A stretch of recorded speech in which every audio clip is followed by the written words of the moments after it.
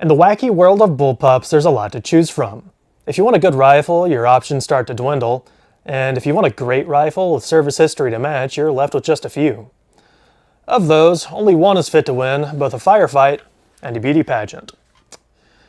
Whether you're here because you want the best bullpup on the market, or you're just coming off the back of your favorite Christmas movie, today, we're going to talk about you wanting to own a Steyr AUG.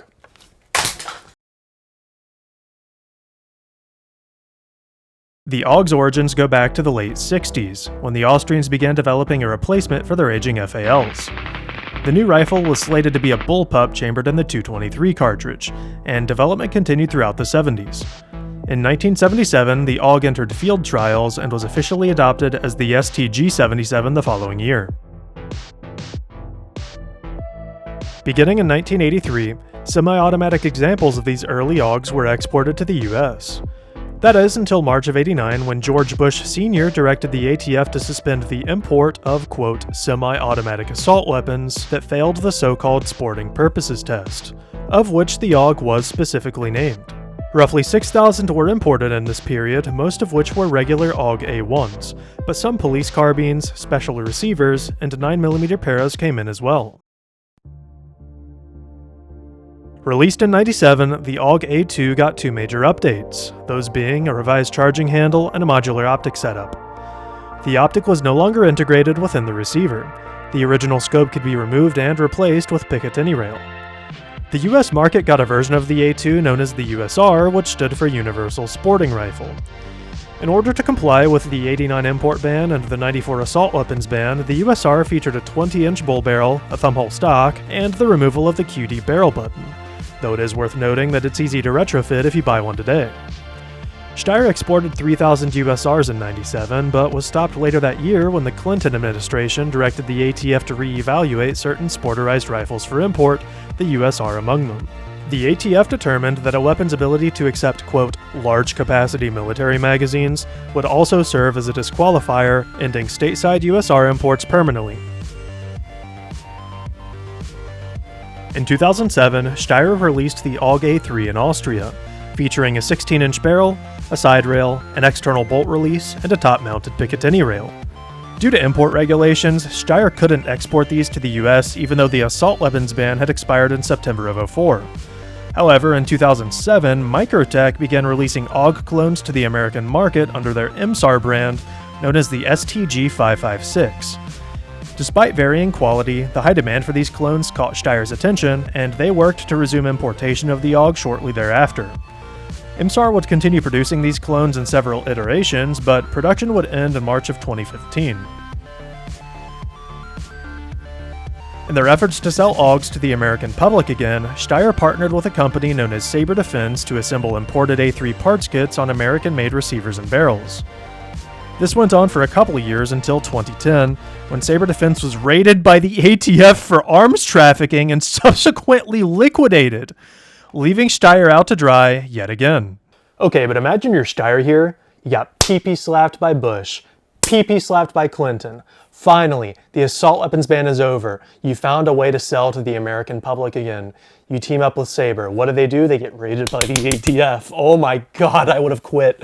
I'm so happy they didn't, but I would have quit. The Sabre Defense guns are some of the more desirable AUGs out there due to their allegedly higher build quality and relatively low numbers, with estimates hovering around 1,800 produced before Sabre got raided.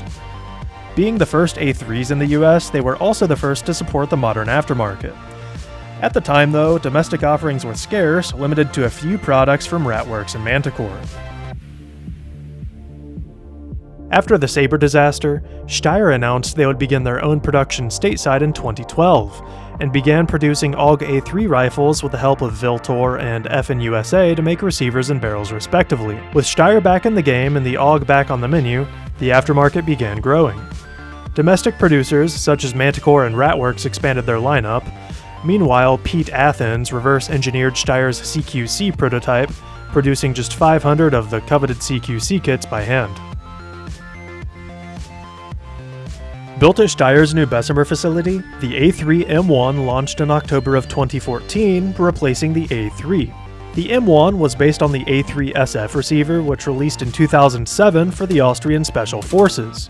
Like the A3 that came before it, the M1 featured a modular top rail, but due to a revised mounting pattern and the addition of a hump at the front of the receiver, the two are not interchangeable. In any case, the A3 M1's overwhelming market presence would dominate the aftermarket, resulting in a suite of options from both Steyr and third parties. As a throwback to the original A1 rifles, Steyr released a limited run of 400 AUG A1 clones in 2017. Built on a slick-side version of the A3M1 receiver, these rifles used the newly built STG-77 reproduction optic to mimic the look and feel of the original Swarovski. Furthermore, they were fitted with a green A1 charging handle, lacked a bolt release, and featured a 20-inch chrome-lined barrel. The only differences from the original A1 are the QD socket in place of the original sling swivel and the A3M1's optic mounting system. Accompanied by Steyr's new Mark II rail system, the A3M2 was launched in April of last year.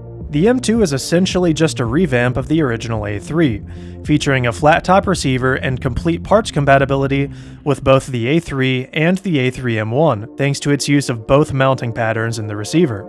The only difference from the original A3 is its use of an A1-style charging handle with an added recess up front that allows the charging handle to fold out of the way. Early this year, Steyr released a second run of retro AUGs, also dubbed STG-77s. While these are built on slick-side A3M1 receivers like the 40th anniversary model was, they also feature a bolt release, 1/2x28 nitrided barrels, a black trigger, and other details that aren't correct to the original. If you don't care about every detail on the gun being clone correct, this is currently the easiest, most cost-effective way to have an AUG that looks mostly like the original. Since 2009, Steyr has offered a STANAG-compatible AUG stock that allows shooters to use their existing AR mags in place of the proprietary AUG mags. While this sounds great on paper, it does come with a reduced feature set. Standard AUG stocks have the ability to switch to left-hand ejection if you swap to the correct bolt, whereas the NATO stocks don't have this option. Furthermore, NATO stocks did not include a bolt release until March of this year.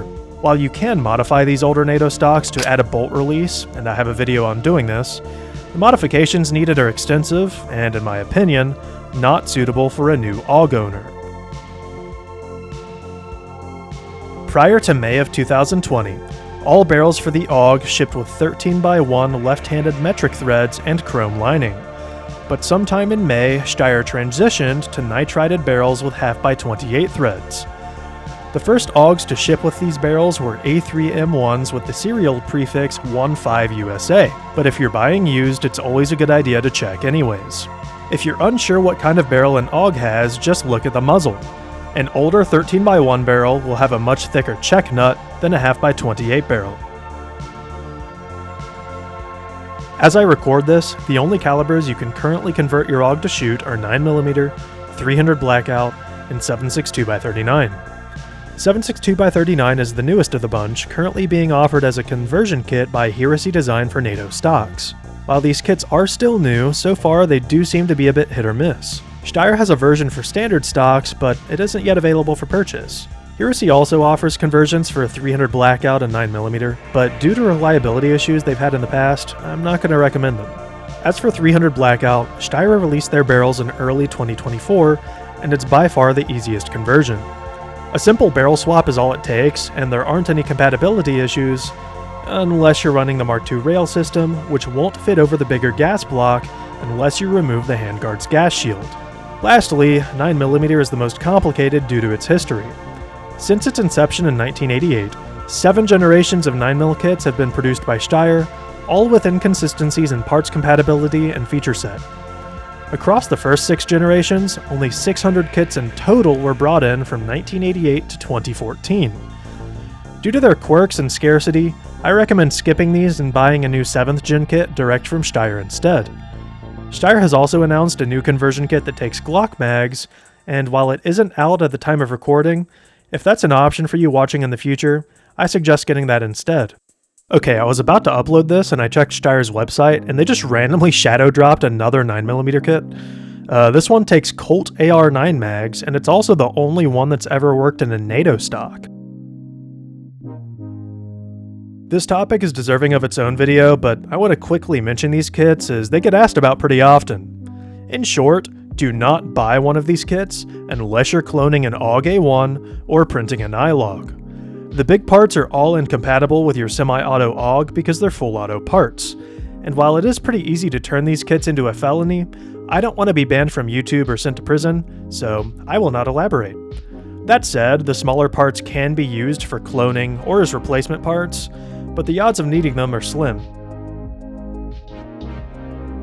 As mentioned earlier, Nylogs can take advantage of the surplus parts kits. But you may be wondering, what's a Nylog? The Nylog is a 3D printable AUG receiver that uses an AR-15 barrel and a 3D printed trigger pack to make use of A1 parts kits. A full guide is easy to find on Google, though I can't link to it here due to TOS. While I've never printed a Nylog myself, it is the cheapest way to get into an AUG, if you could call it that, and I have to admit, they do look pretty cool. The AUG's aftermarket has exploded in recent years with more offerings than ever from third parties and Steyr alike. Innovation from newcomers like Arid has resulted in a myriad of options from M-LOK handguards, trigger upgrades, and much more. Larger companies have taken notice as well, with K&S debuting a 28-position gas plug. For reference, the normal one has 3 positions. Anyways, the AUG is fast approaching AR-15 levels of modularity, and I'm all for it. Personally, I'm eager to see what Arid drops this year. I've been looking at their handguards for a while. We've finally reached the part of the video where I, a complete stranger on the internet, tell you how to spend your hard-earned money. Bear in mind this is all my opinion, and I'm not claiming to be an expert on the AUG, just a dedicated AUGtist who's owned 3 of them. If you want the retro styling, only look into the pre-ban or USR imports if you're a true collector. The 40th anniversary rifles are also in this bracket due to price and rarity. With that in mind, the obvious turnkey solution is a new STG-77 M1. If you're watching this in the future and that model's discontinued, you'll probably have to clone the rifle yourself with the retro scope and a 20-inch barrel. The scope will fit an A3M2, but in order to fill the gap it creates, you'll need to call Steyr to order the adapter piece, which isn't listed on their website. For those looking to buy something practical yet special, keep an eye out for the Sabre defense guns. They combine the practicality of a modern AUG with the collectability of an older rifle with some history behind it. For those of you who just want the best bullpup on the market, buy a brand new A3M2 with a NATO bolt release stock and your handguard of choice. Before I end this, I just want to reiterate the importance of looking before you leap when it comes to the used market. There's a lot of great deals to be had, but if you're paying market value on, say, a used NATO AUG and you forget to check for a bolt release, well, now you're stuck with an older, inferior setup that's going to take a lot of time or a lot of money to update. The same rule applies to barrels and their variations in thread pitch. And that's going to wrap it up, folks.